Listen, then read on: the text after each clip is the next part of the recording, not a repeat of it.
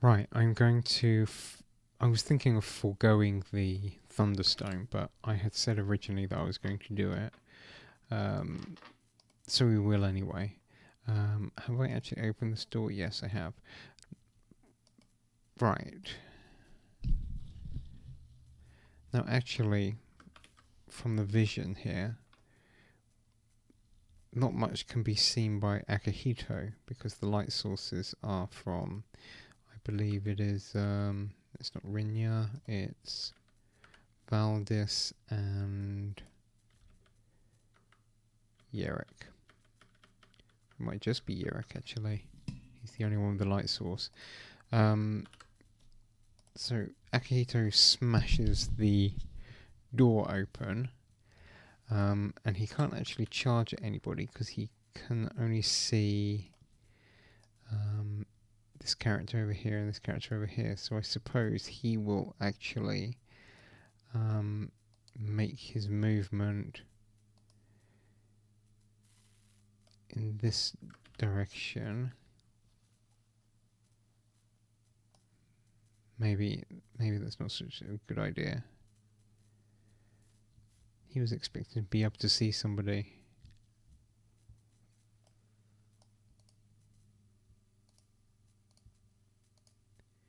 I mean, he can move up to here, but that's his partial movement, so it means that he won't be able to attack afterwards. So he'll just do that, I think. Then is Rinya.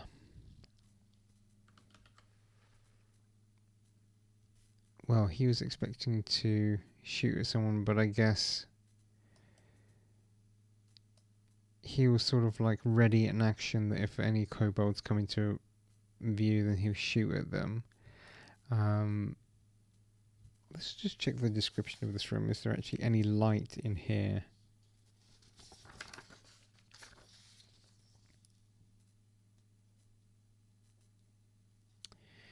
This large square room houses 4 long wooden tables, each with a bench on either side. On top of the tables lie a number of wooden bowls and eating utensils. In the southeast corner of the room, a small stew pot steams over a fireplace carved into the floor. If a fireplace, we will say, is sort of like 30 feet of light, the same way as a torch is, let's just put a fire over here, and we can emit some light from it.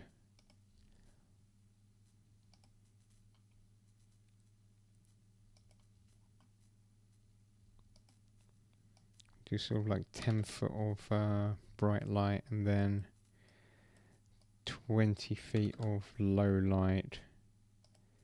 It can be a nice orange colour. Right. How does that change things? Let's just go back here to Akihito. He's still probably only going to be able to go here. Rinya, I think, is actually going to be able to see the kobolds over here. So he'll make... Let's just add the hit points for the kobolds here, which I've forgotten about.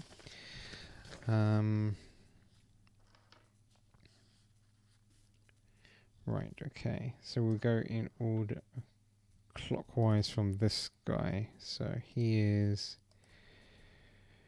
1 hit point. This one has 2 hit points. This one has 3 hit points.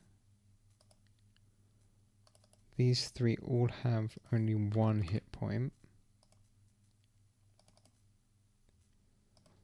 Very weak.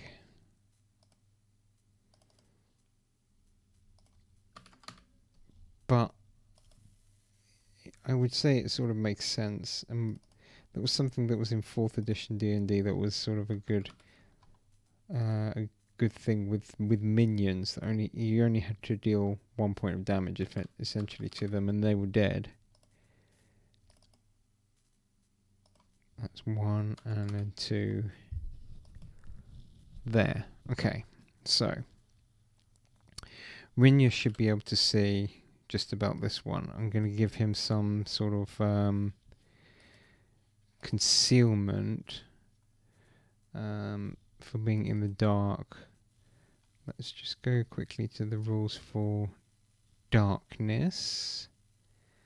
It's likely to be in the adventuring section, I think.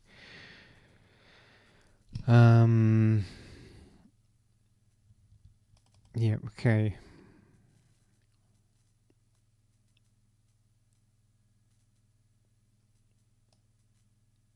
Well, actually, as an elf, he can see twice as far.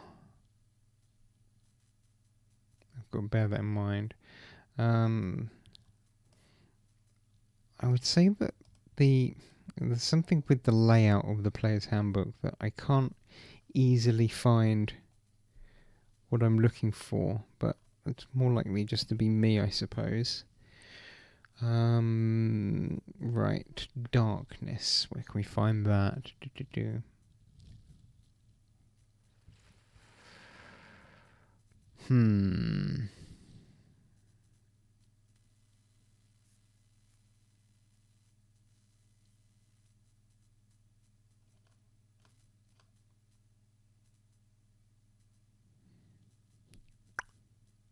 Can't find it at the moment. Let's go to the combat section to like cover.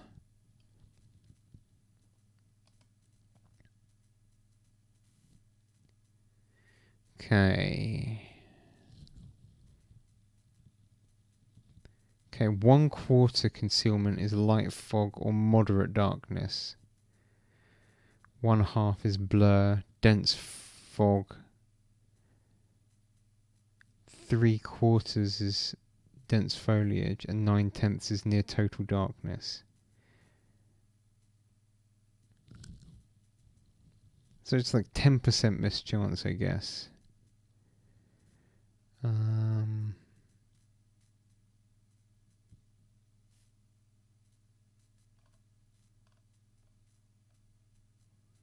Yeah, because it's not quite like with 3.5 edition, because things just emit light. You don't have like normal light and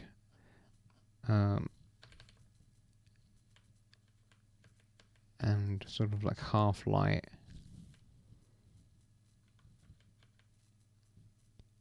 Yeah, they just have areas of light. So, I mean, if that is the case, technically this thing here is only going to just emit 30 feet of light. So anything, I guess, within the light, I mean, he's going to be able to see anyway because of his elvish vision. So he's just going to shoot at this one. Let's speed up the process a little bit. So that is Rinya shooting his longbow. He has +4 to attack, but there is a guy in the way here, so that's going to count as cover, like a +2 bonus, I think. But this kobold is not actually hiding behind the table and is flat-footed, so we're looking at an armor class of 15 normally, minus the dex is 14. Okay then, rolled a 5, so it's a miss. And that's 1 arrow down. I'm going to make sure that I mark down arrows. So that was Rinya. He's down to 19. Okay, Valdis, I guess, is going to do the same, but he might not be able to see things quite as clearly. He can probably... Let's see, who are we going to go for here? I mean, he can see that one. I'm going to give him the 10% cover, though. 50 feet away. Valdis uses a short bow. He gets +3.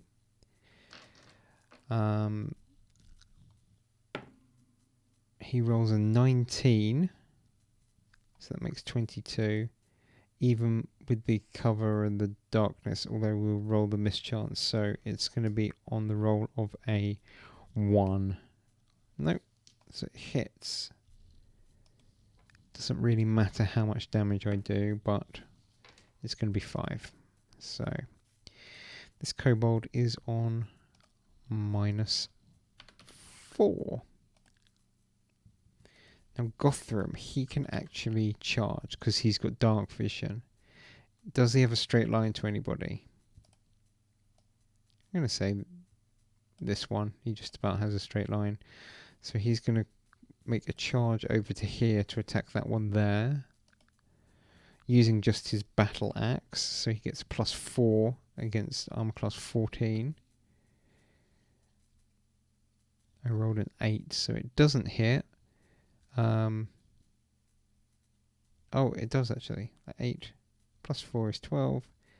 +2 for charging. So it does hit. Just about. And deals 1d8 +3 damage. 7 +3 is 10 damage. So this kobold is at -7.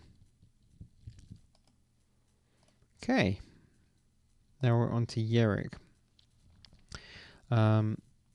He's going to do a partial move to get into the middle of the room, essentially. Now everything's lit up much better. And Fenton, he is just going to sort of get over to here, ready to throw a dagger. So that was the surprise round, and we're on to the round proper now. So Akihito is going to be able to attack this kobold with an unarmed strike. So he gets +1 to hit. He rolls a 12, +1 is 13.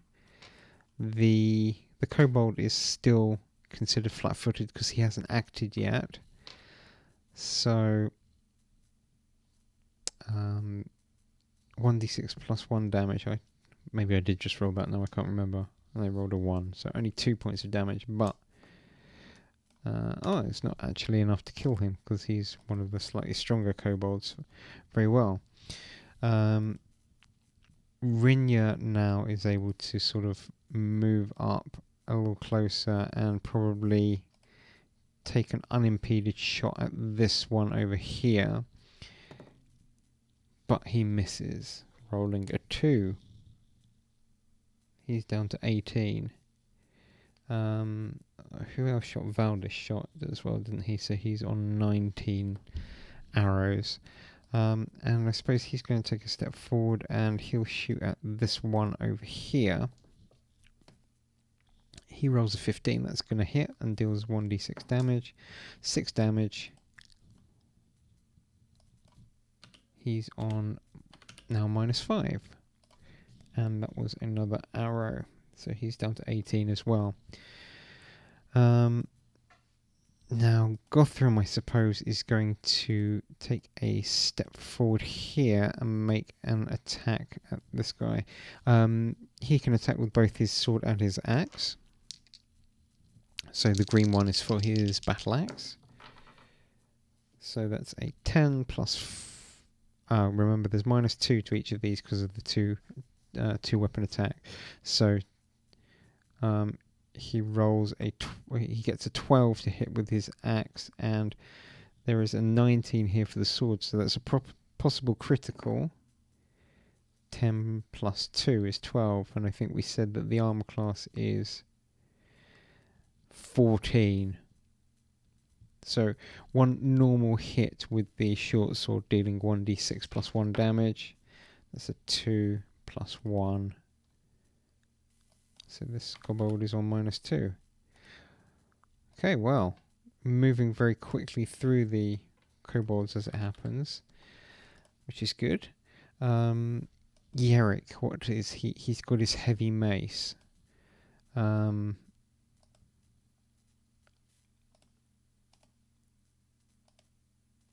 I think he Well, he can actually make his way over here and try and attack this guy. What's that done to the light source? Okay, it's still sort of alright. Well, he'll go over there then, and he will make an attack with his heavy mace. So he gets +2 to his attack, but he only rolls a 6. So I'm going to change that dice, actually. I can't see the numbers on it very well.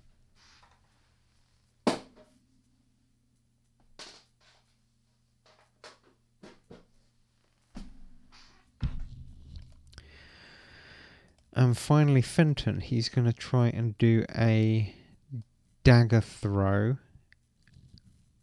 over here.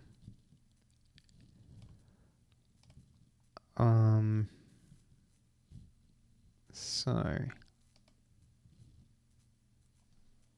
let me just note down Fenton as well. I haven't put his daggers down as ammo, but I will.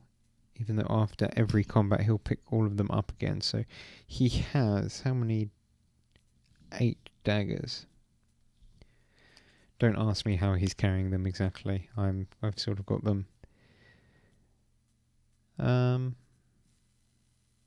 maybe he shouldn't have so many because he's a halfling and daggers are bigger to a halfling.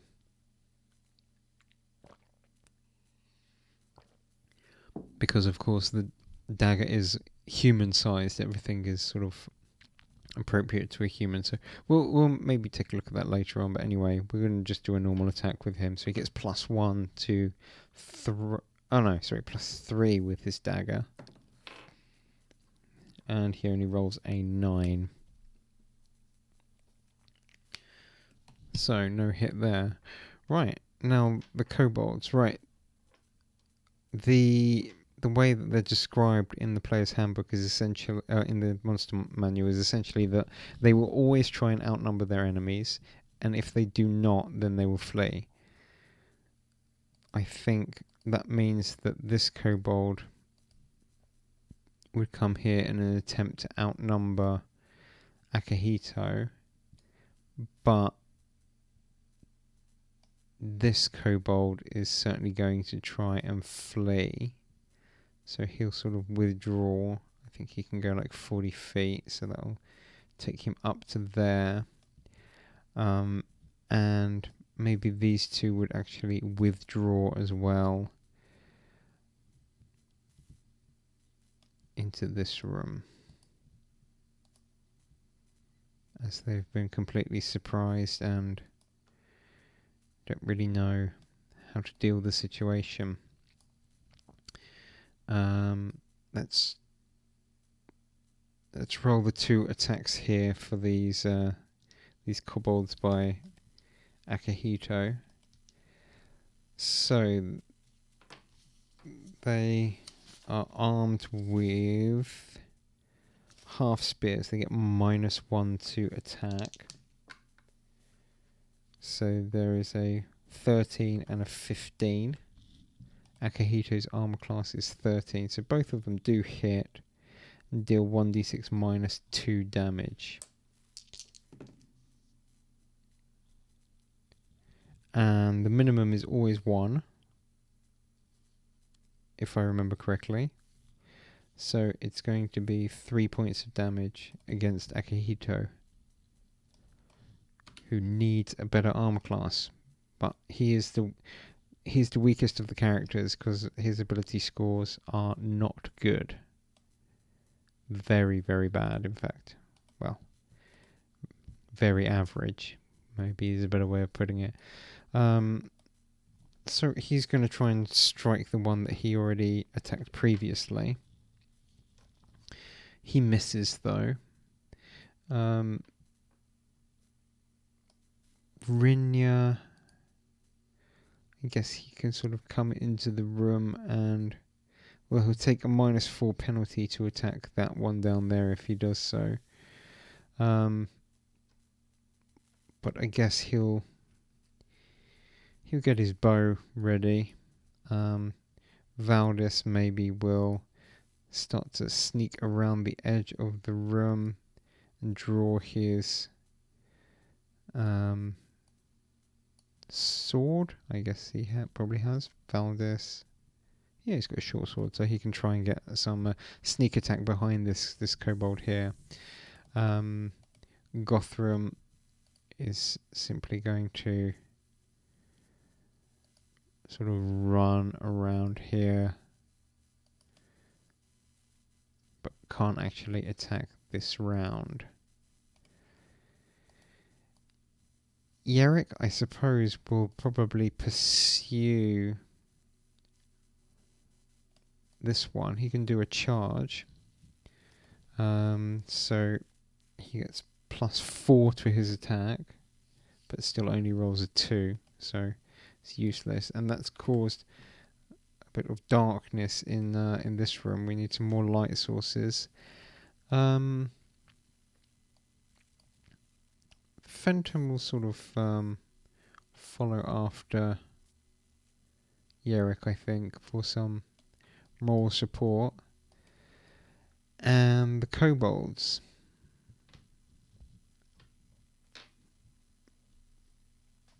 I guess one attack against Akihito.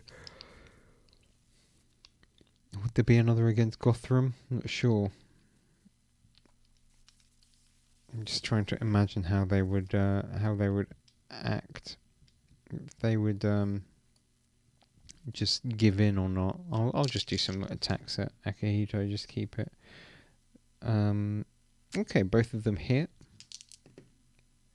And we've rolled 2 6s. -2 each, so that's 8 damage. And Akihito is out of it again. Very useless. Right, he's going to try and save. What am I saying? I need to roll a 0 in order to save. And I rolled a 1.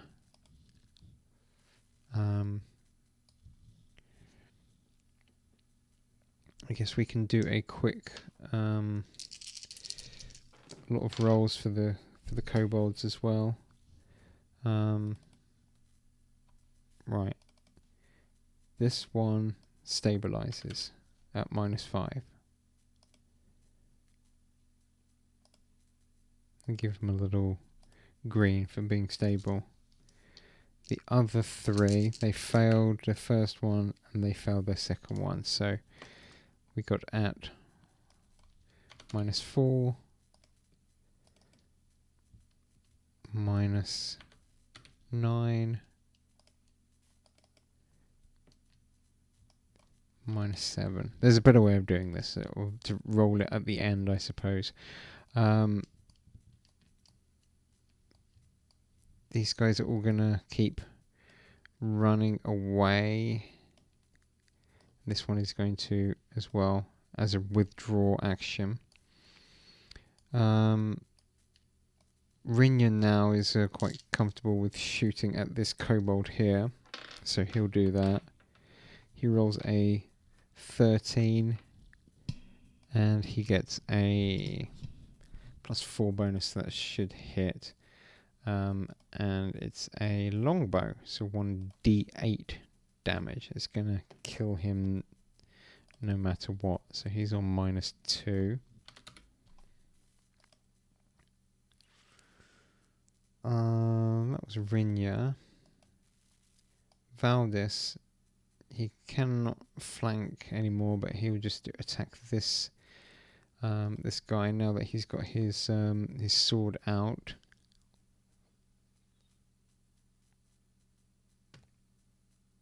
But no, he misses. He rolled a 1.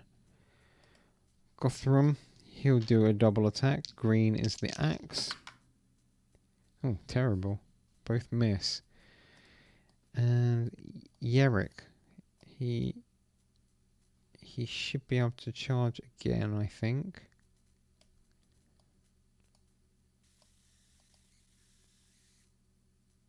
Yep, so he'll charge at that kobold there. He rolls a 13 +4 is going to be 17. And he has a heavy mace, so it's 1d8 +2 damage. 7, 8, 9.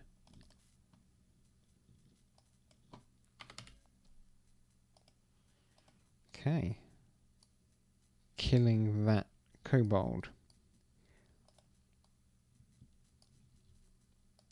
Right, Fenton can move 20 feet, and then I guess he'll try and throw a dagger, but the range increasement on dagger is 10 feet, so he's going to have a -6 penalty, I think. Let's just check that up.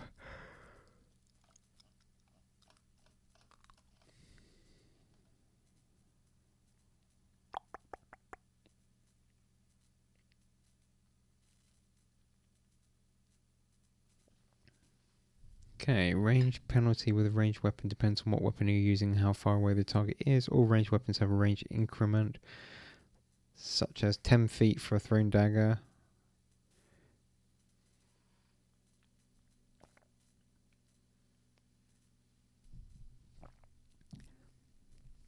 Okay, so he is going to have a -6 penalty. There's not much point in him throwing it, but just in case you roll a 20. Okay, rolled a 19. -6. It's going to be 13.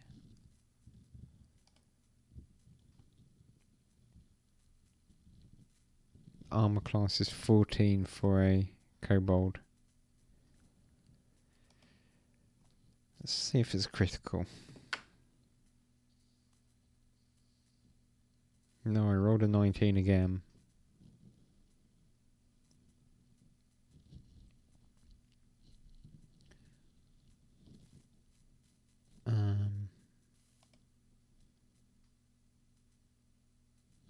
Oh, hold on. So it's 19. He gets +3. Yeah, 19 -6 is 13. +3. So, yeah, it's a hit and a critical. So it's going to be 2d4 damage against this kobold here. That was a very excellent shot. 8 damage. Dagger right to the head.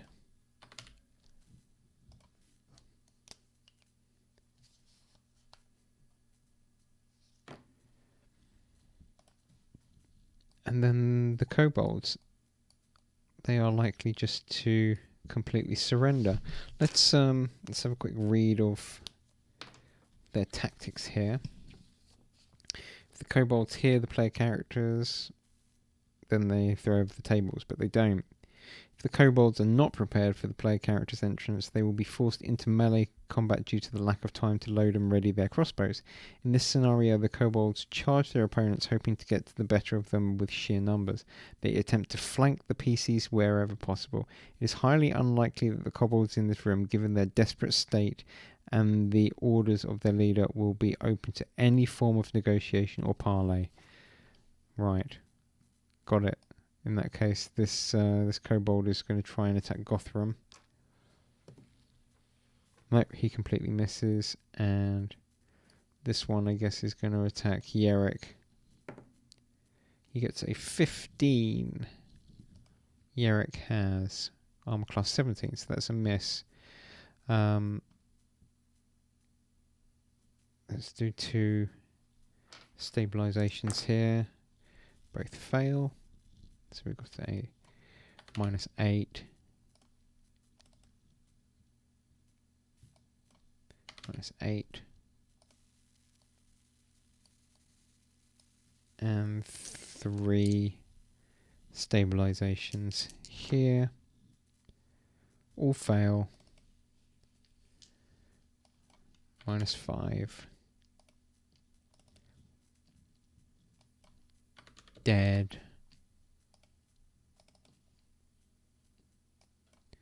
-8. And I guess just this one here. And he fails as well, so he's on -3.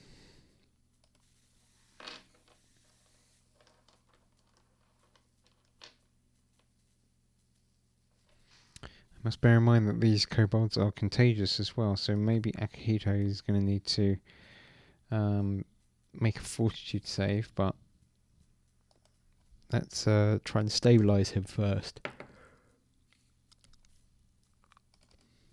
No. So he's on -4. Rinya, I guess, is going to come over here and begin trying to do a heal check on him. Do I have it trained? No. And I believe that it is required that you are trained on it. Let's try and find heal.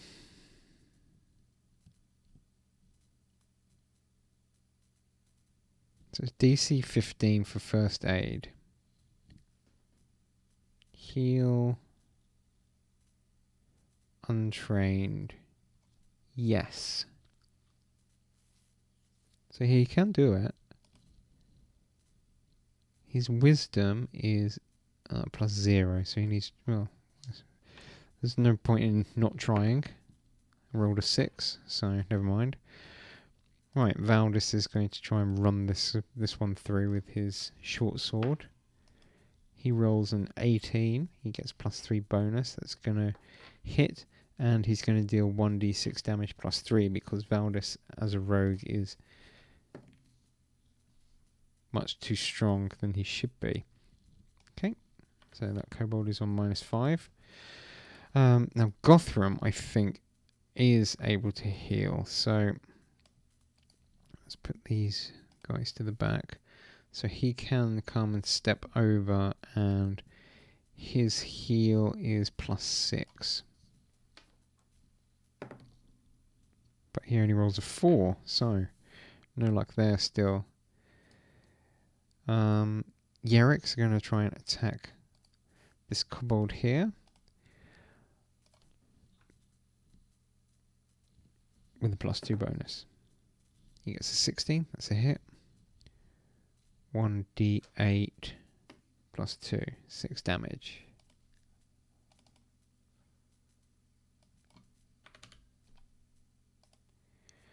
I guess Fenton's sort of going to hang around next to Yerrick. All the kobolds are dead. We're just going to do a quick read of the larder that they're in because... Oh, there should have been a closed wooden door, but the kobolds would have...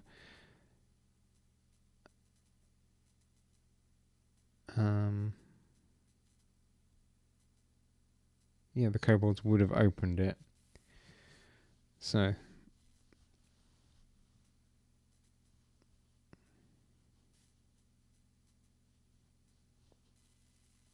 The long narrow room is lined with shelves loaded with foodstuffs and supplies. Heavy burlap sacks are piled atop one another in the corners of the chamber. A few have been torn open, leaving spills of oats and flour along the floor. Several barrels stand in a cluster near the far northern wall. Okay. The kobolds didn't have enough time to retreat and hide behind the barrels here.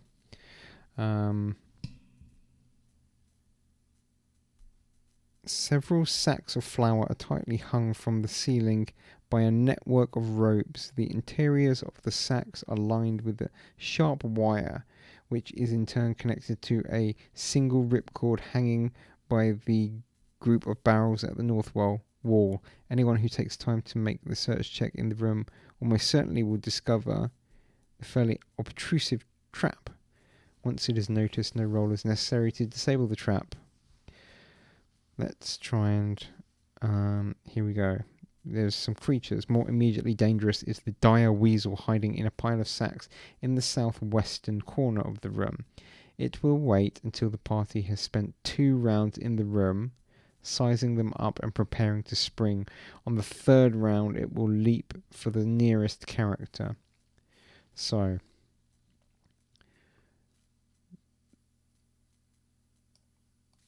there's one more round before that occurs then. The kobolds, for simplicity's sake, I'm going to make one check to see which ones survive. So there's 2 down here. Both of those die. So I will simply... No, I won't delete them actually. we need to X them out like this. 2. Okay, now we've got 3 on the side here. 2 of them save. It's the top one that dies though.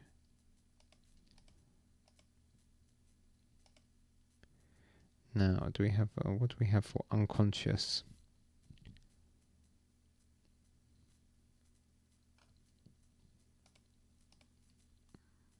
I guess this is a sort of like sleeping.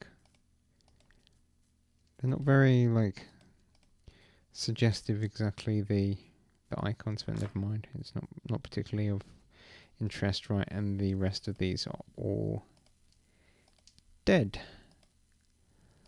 It'd be interesting to know if anybody else actually keeps track of creatures' hit points beyond 0. Right, Akihito is going to try and save again. I rolled a 0. He saves. It means that no further checks are required to bring him back to life, but he's going to need a bit of curing. I'll say the rest of them are sort of like standing around Akihito, worried about him, checking that he's alright. And the dire weasel goes from not being hidden. Let's roll initiative for him.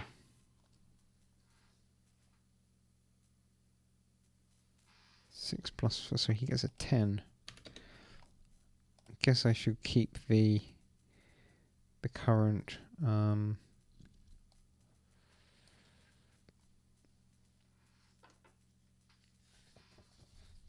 order. Right, let's do a hide check for the weasel. His hide is 9. He rolls a 15. So that's going to give us a 24.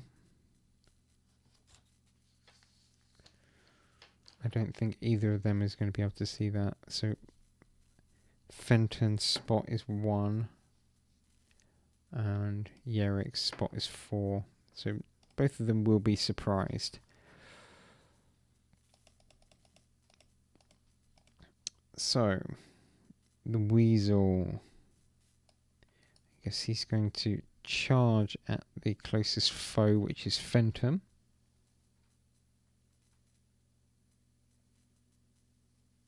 So he's going to get +9 on his attack.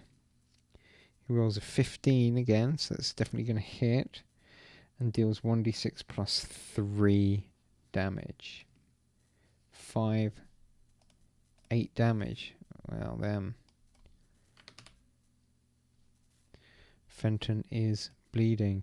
Plus, he's going to need to make a fortitude save against the contagion. He rolls a 13 plus... Fortitude is 1. So 14, and the DC for the contagion is...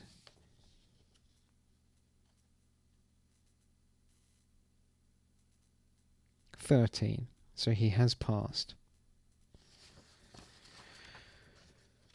Right, Akihito can't do anything. Rinya possibly would have heard and will look up to see Fenton being sort of devoured by the weasel, and he'll be able to sort of... That's 50. No, it wasn't 50, was it? No, it is 50. So he can double move 60 up into that room.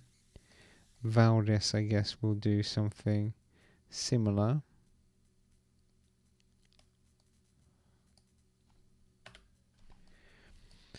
Gothram maybe will be staying with Akihito and kind of checking no kobolds come back to life to attack him or anyone comes from the east. Yerik can quickly turn and move forward to strike at the weasel. How many hit points does the weasel have?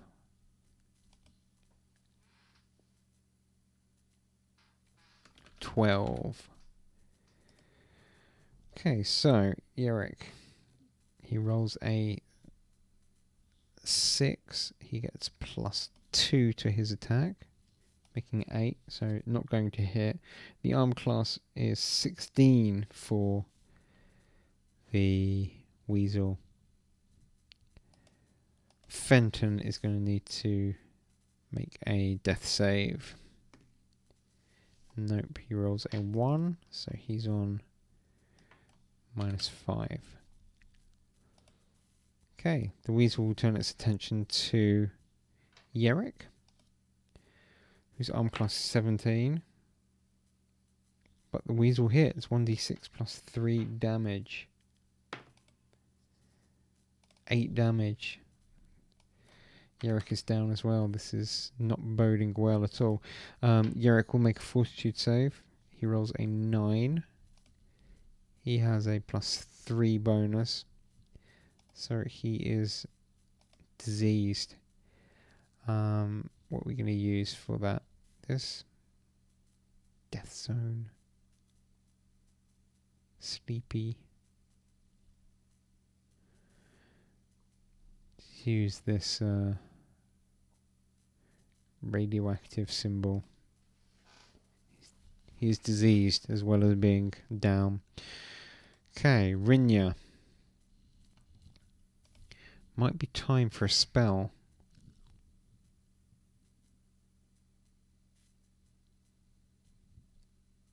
Rinya has cast Mage Armor. I can't remember if I actually said that at some point, but it did happen. Well, he's got his longbow still in his hand, so he might actually try a shot with that. It's a +4. But I only rolled a 6, so that's just a 10. Valdis now has his sword, so I guess he's going to try a sort of... It's not going to be a charge, he'll just move forward and attack with his short sword. He's rolled an 18, so that's actually going to hit. 1d6 +3 damage. 2. +3 is 5. It's something at least. Gothram may be able to see at this point that things are going poorly in the other room. So he will hurriedly make his way in that direction. Yerrick's going to try and make a survival save. He fails. He's on -2. And Fenton, he fails as well. He's on -6.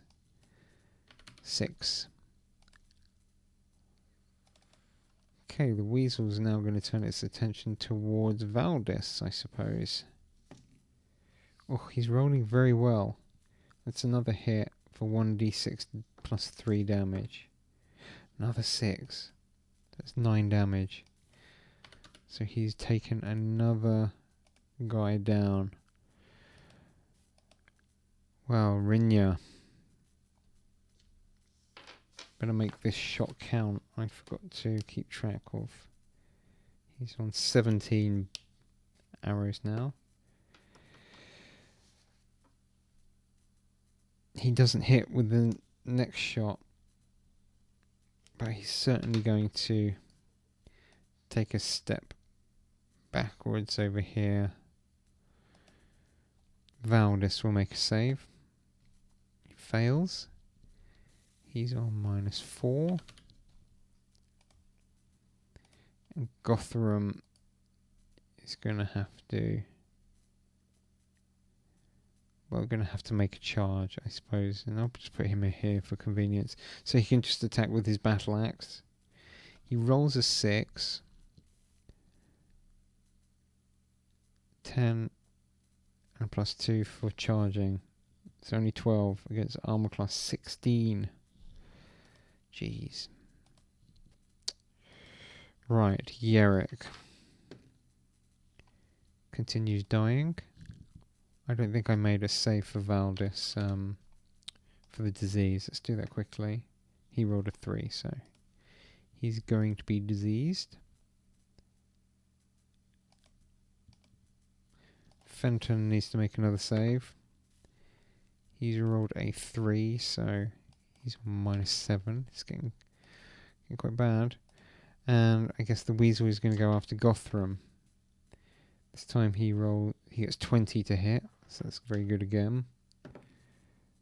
But only does 4 points of damage to Gothram. Surprisingly. Gothram will make a save. He gets a bonus against poison, I think. Yeah, so it's 5, 6, 7, but he rolled a 1, so he's going to be diseased as well. Akihito is stable. Rinya. He'll make a shot, but he gets a -4 penalty for shooting into combat. He fails.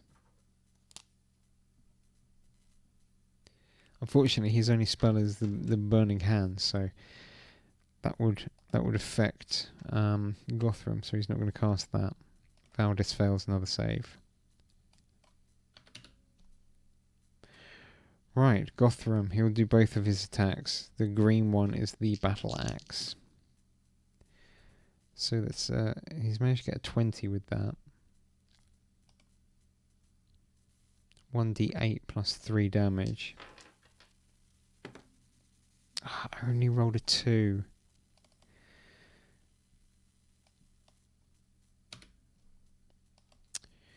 Well, it's almost dead, but it still has a chance of taking out some people on the... okay, so we've stabilised with Yerrick here. Let's put a green sticker to stay stabled. Fenton, he's stabilised as well. That's useful. The Dire Weasel will make another attack at Gothram. He gets a 16. Gotham's armor class is 15. So he still hits. 5 damage. Right, Gotham's almost out of it. To desperately kill him off next time. Rinya will try another shot with a -4 penalty. He fails that.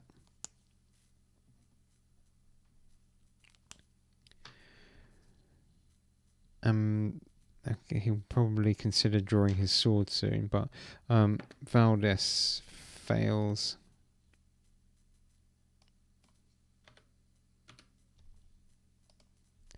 Right, come on, Gothram. Finish him off. Green is the axe. Okay, so the sword manages to hit. 1d6 plus 1. Rolled a 4, right. It's good enough.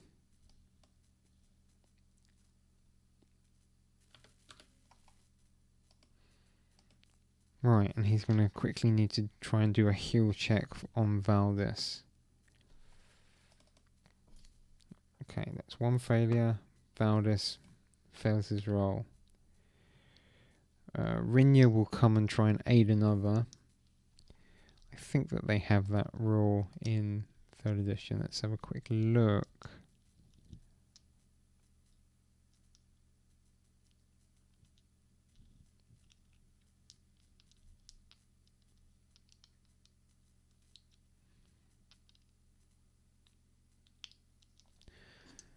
Okay. Sometimes the individual PCs are essentially reacting to the same situation, but they can work together and help each other out. In this case, one character is considered the leader of the effort, makes a skill check, while another helper makes a skill check against DC 10, in which case they grant a +2 bonus. So Rinya managed to get an 18, so he's going to give a +2 bonus to Gothram. And Gothram manages to pass, so he's managed to stabilise Valdis. Right, everyone is stable. Well, that was it's dramatic. And I suppose what they will probably do is close the door